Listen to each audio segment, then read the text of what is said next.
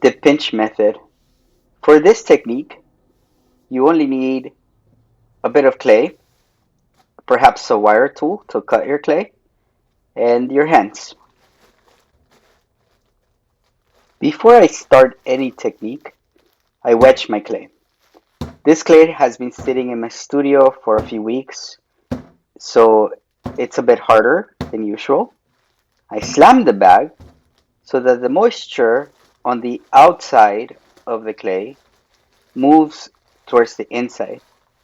This wakes up the clay before I begin to wedge.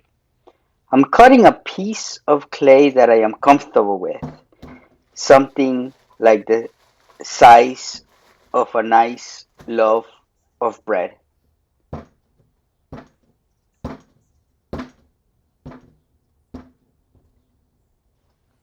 At the beginning, the clay seems stiff, but as I rotate it, using my body to lean onto the clay begins to soften up, and the moisture within the clay begins to move and rotate.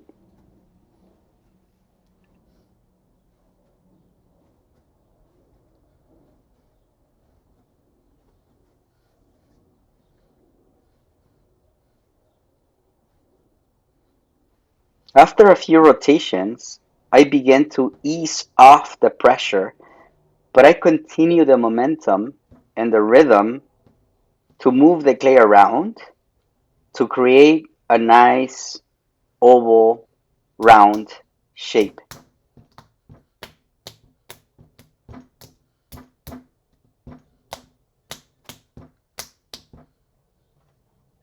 I'm using my wire to cut off a small amount of clay that I'm going to use for this pinch method.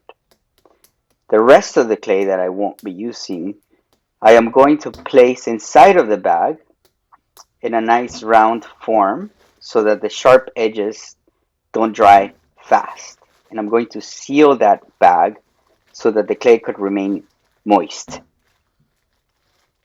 It's a really good idea to always clean the tools that you use and the surfaces that you work on to prevent clay dust from forming. Don't throw it on the floor, but rather gather it with your sponge and onto your water bucket to prevent clay dust from forming. Get a piece of clay that feels comfortable as you hold it in your palm. If it's too big, remove some clay. Make it nice and round, nice and smooth by rotating it and slamming it hand to hand. Once the form is smooth, hold it with your non-dominant hand, and with your dominant hand, use your thumb to find the center and gently press onto the center towards your palm as you rotate it. You want to do this step gradually and gently so that the shape that begins to take place looks like a donut. Now you want this donut to have even thickness throughout the form. So make sure that you continue to check that this hole that you're carving, that you're pressing with your thumb, it's right at the center.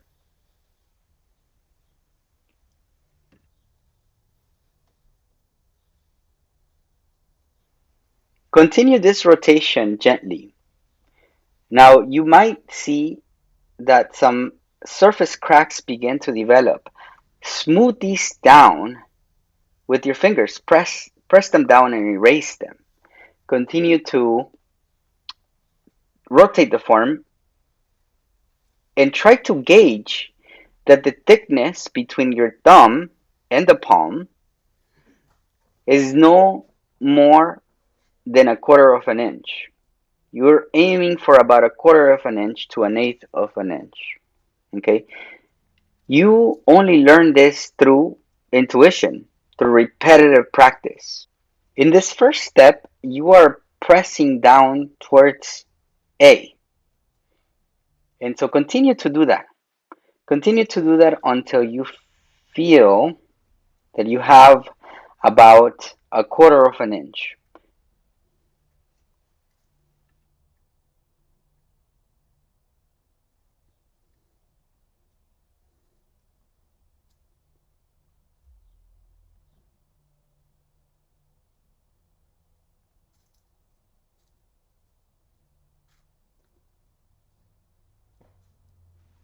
As you rotate and press your thumb towards your palm, you want to stop about a quarter to an eighth of an inch.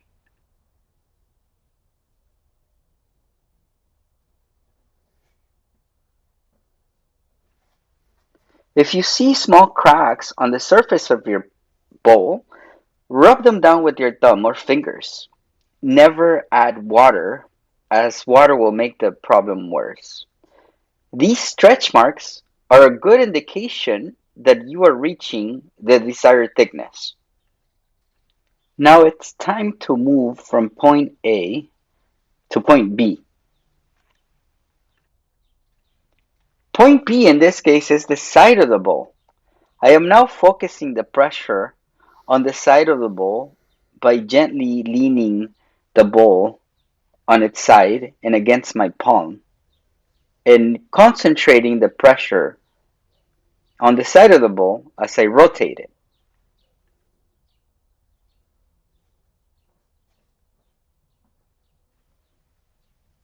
As I work on the side of the bowl, I check that the bowl has an even thickness so that the walls are nice and even.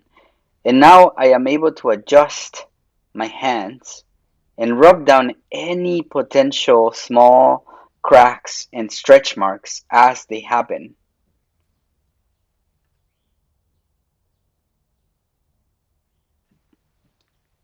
Because I opened the form, I am now able to twist it on its side and rub down any unevenness, always checking the form and addressing any uneven thickness.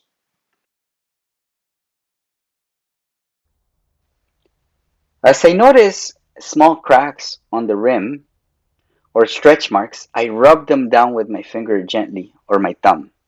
I never add water. Adding water expands the clay, and when the water evaporates, that expanded clay shrinks, and therefore those cracks grow. Think of the floor of the desert when it rains. After the water evaporates, it cracks.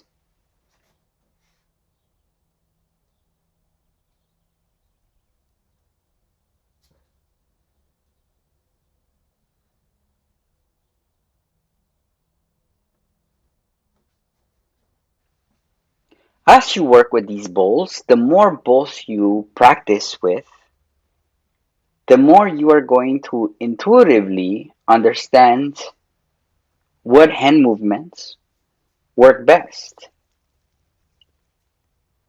For me, when I get to this point, I start using my thumb as my thumb stretches and rubs the surface of the clay smooth.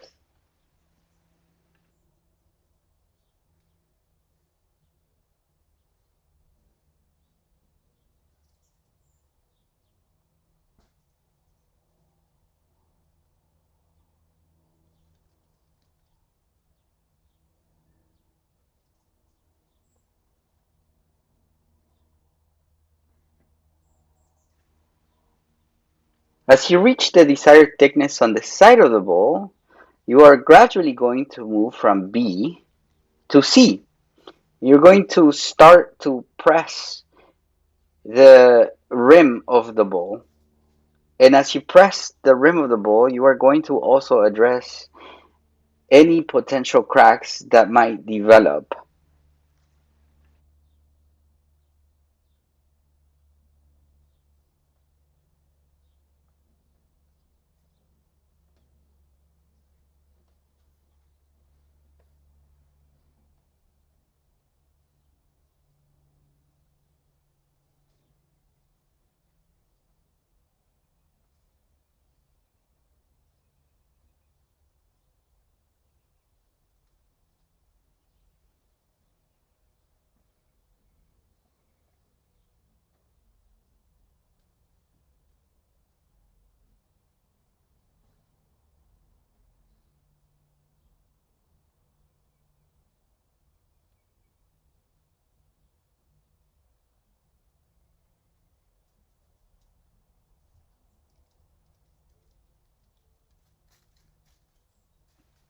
Because you have more access to the inside of the form, now that it's open, you are now able to use your fingers and your thumbs in different ways. Now, these different ways might be very different for you than they are for me. At this point, I really like to use my fingers, the smoothness of my fingers, to rub the inside of the bowl smooth. Now, my nails are short. If I had long nails, I will be scratching the surface of the inside of this bowl. But I'm able to use the smooth portion of my fingers here to smooth the inside of the bowl. And these movements are gradual. If you see stretch marks, if you see little cracks, don't worry about them. Rub them down. And by using my fingers and my thumb, I am able to gauge the thickness of this bowl. I'm aiming for an eighth of an inch. And this allows me to really smooth down the inside of the bowl and understand the thickness at the same time.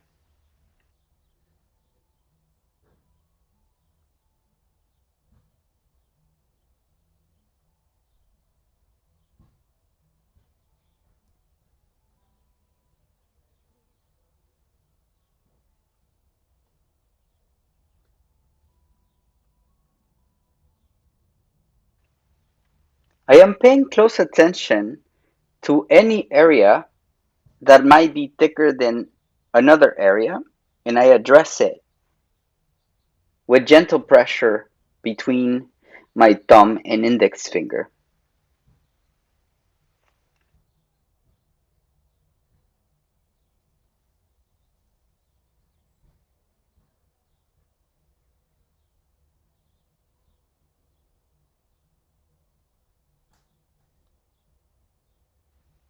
As I rub down any stretch marks and as I address any uneven thickness, I am able to hold this clay with my hand because I'm holding the clay very gentle.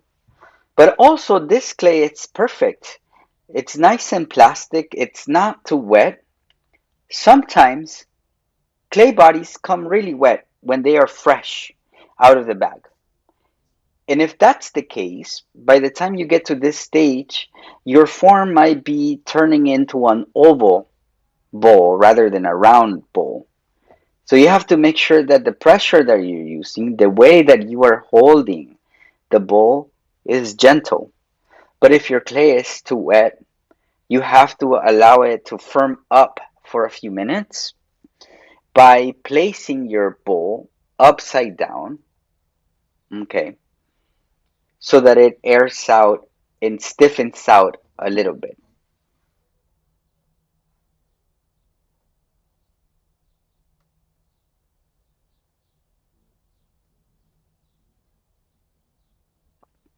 Even though this clay is behaving really well and it's holding its form, I am going to rest it so that it stiffens up a little bit more. And at that point, I could address more attention to detail, stretch it a little bit more. I am not going to put it flat on the table because my nice round form will become flat. So instead, I'm going to place it on this piece of wood upside down, very gently. Set it down, and now I could allow it to dry. I never put clay under the sun, as the sun will dry it too fast. Because I am going to address it soon, I am going to rest it here in my workspace. And I'm going to begin to create another bowl.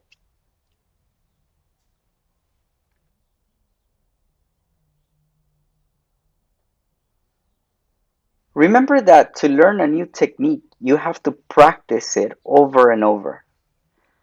Your third attempt is going to be better than your first. Your eighth attempt is going to be way better than your fifth. And the more you practice, the more you are going to learn how to manipulate clay intuitively. You're going to start to pay attention to what your hands are doing with this material. You're going to allow yourself to push this material to its limits.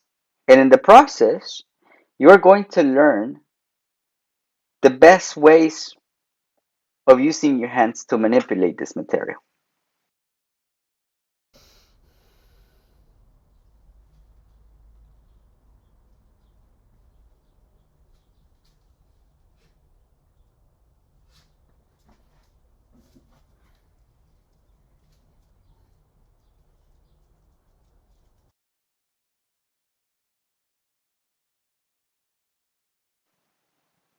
After a couple of hours, the clay is now at the early stages of leather hard. These bowls are now able to hold their shape, and I am able to now address any areas that are still uneven. I'm able to press any little bumps that might not be smooth. And I'm able to address this because the form holds its shape better. It is not plastic. It's not at the plastic stage anymore, but I am able to still stretch it because it's at the early stages of leather hard. The clay feels cold, but it doesn't feel wet anymore. It feels like leather, hence leather hard stage.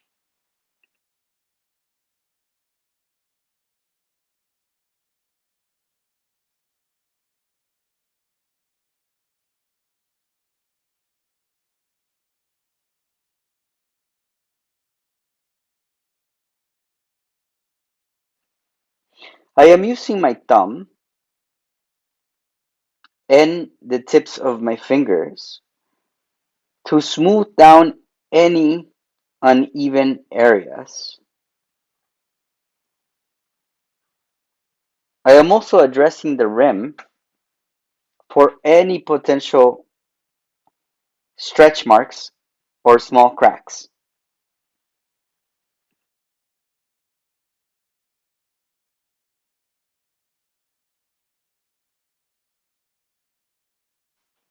One of the questions that I get asked a lot is how long does it take for clay to reach the leather hard stage? That depends on the thickness of the clay. The thinner a piece is, the faster it will get to leather hard. It also depends on the weather. If you are working outside with some wind in the heat, your clay could reach the leather hard stage in a few minutes to a few hours. If it's a rainy day and you're working inside, you might have to leave your piece uncovered overnight, and in the morning, your piece might get to the early stages of leather hard. Different clay bodies behave differently, and this is something that you have to learn intuitively. How do you know you are at the leather hard stage? Well, the pieces hold their forms, they feel cold as if you were touching hard leather, and you are able to still press the clay and address any uneven surfaces. It has very little plasticity, but it's not brittle and it's not creating dust when you are rubbing the surface of a leather hard clay. If these pieces were at the bone dry stage, the clay will appear powdery and they will be brittle. they might crack as you try to manipulate the clay. And so at this stage, I am able to still address any uneven areas without those areas cracking.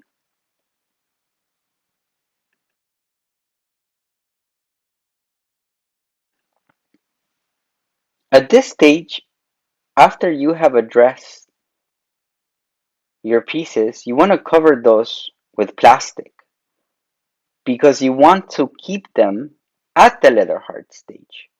So as I am addressing a piece, I am also protecting the other two pieces from the heat and keeping them tight. If it's a really hot day, I'm going to wrap the clay really well around my pieces so that they remain at the leather hard stage until I am ready to attach a foot.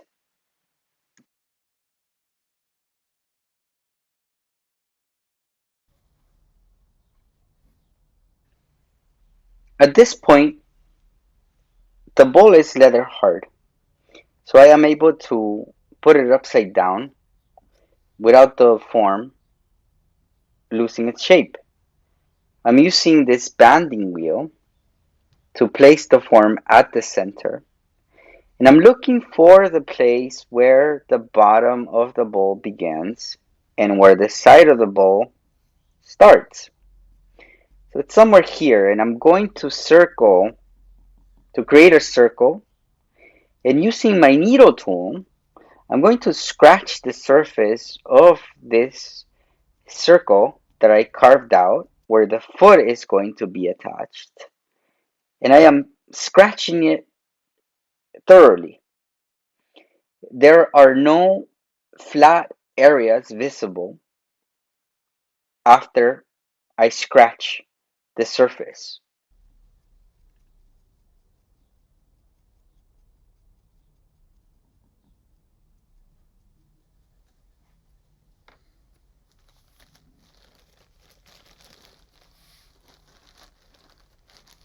I'm taking a small piece of clay to roll a small coil, and I'm making it flat with my finger.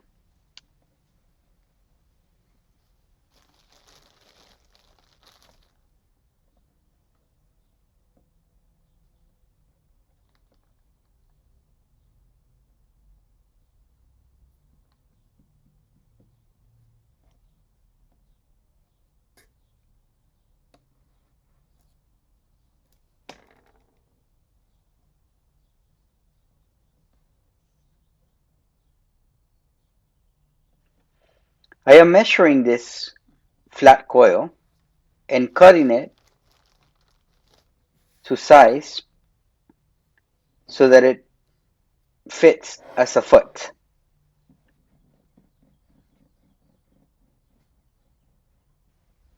I am also scratching this flat coil very aggressively so that there are no flat areas visible.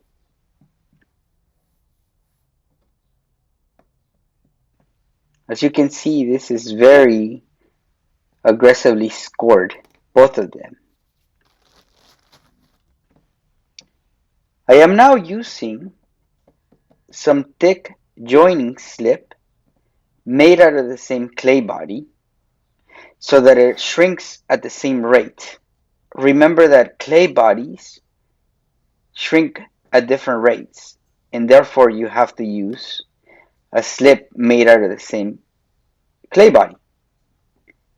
The thickness is that of thick cream or the consistency of toothpaste, and I'm gently pressing on this foot, gentle pressure.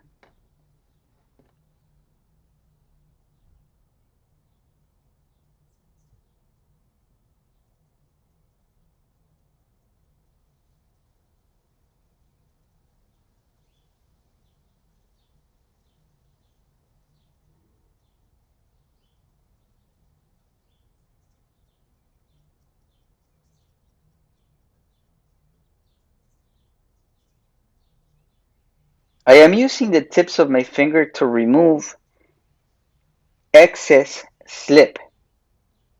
If I leave excess slip on the inside or the outside of the foot, that area might create a surface crack. The crack might not penetrate the form, but it will saturate that area and therefore crack. So I am making sure that I am removing all the excess slip. I am using a damp sponge to clean my fingertips, but I am not using a damp sponge to smooth the clay surface. If I were to use a damp sponge, the damp sponge will be removing the finest particles of clay from the surface of the clay body, exposing the coarse material of the clay body. Grog is an ingredient in clay bodies that it's added to most clay bodies. And you could think of grog as if it was a type of sand, it's a filler. And so when you use a damp sponge to clean the surface, to smooth the surface of an object, it exposes that coarse particle.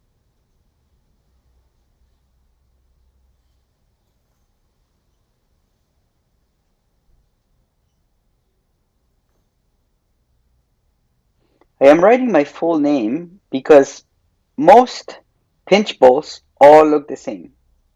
I write my full name as other people have the same initials as I do. It's a good idea to store pieces that are made out of multiple components or that have attachments under plastic. This slows down the drying process and prevents cracks from happening. This little bowl is going to be a container for ice cream. So I'm going to create a slightly taller foot by making it out of coils. This is also leather hard, so it holds its form. And I'm going to map out the location, the placement of the foot.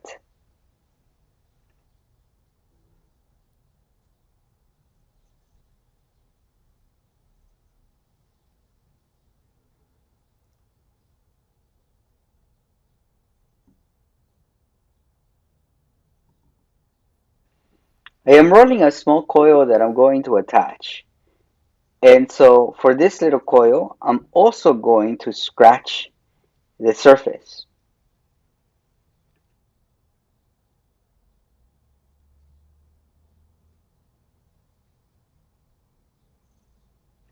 This is what the foot is going to look like. Now, this coil, it's made out of fresh clay, plastic clay, but because I am attaching it to a leather hard bowl, I am scoring both of these objects very aggressively, and I am using thick slip.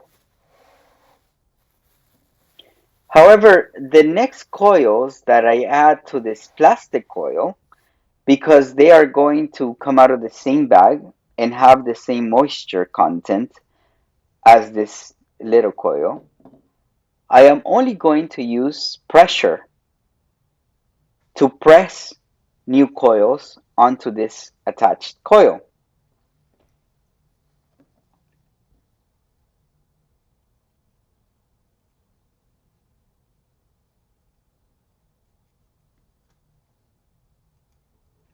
I am attaching this new coil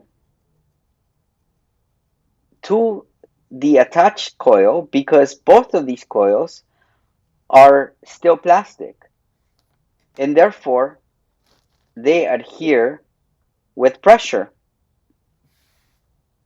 And of course, I am blending the new coil to the attached coil.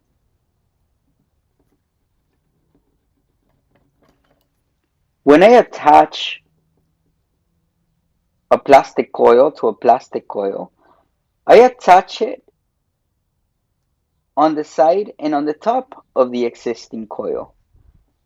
And I try to build in layers that are at the same height and with the same thickness. As I attach these new coils, I blend the clay so that there are no gaps in between the coils.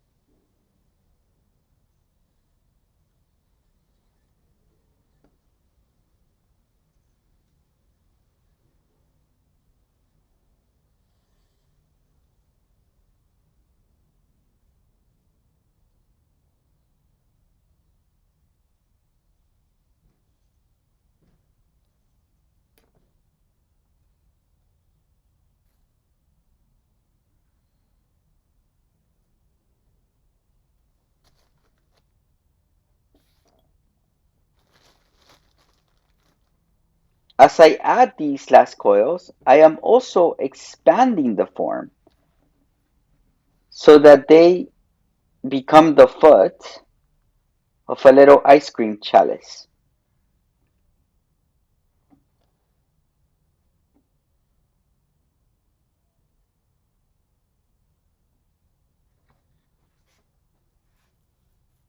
And there you have it, a nice little ice cream chalice.